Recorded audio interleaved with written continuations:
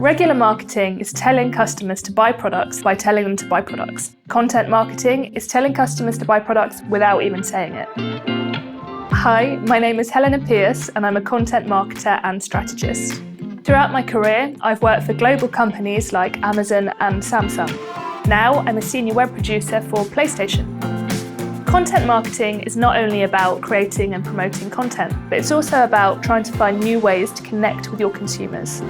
It's about telling stories to people and listening to theirs in turn. To do so, being up to date with digital trends is both fundamental and necessary. Creating content that engages customers is the first step to building a strong digital presence for your business.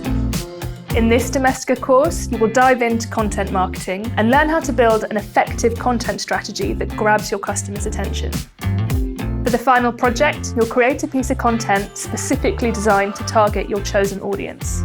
At the beginning, I'll show you how to create a profile of your ideal customer and teach you how to analyse your competitors. We'll then define your visual personality, helping to shape your brand's identity. Afterwards, I'll show you how to find your niche within the ocean of content your customers are navigating.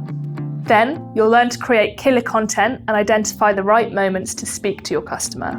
Next, I'll show you how to publish and promote your content.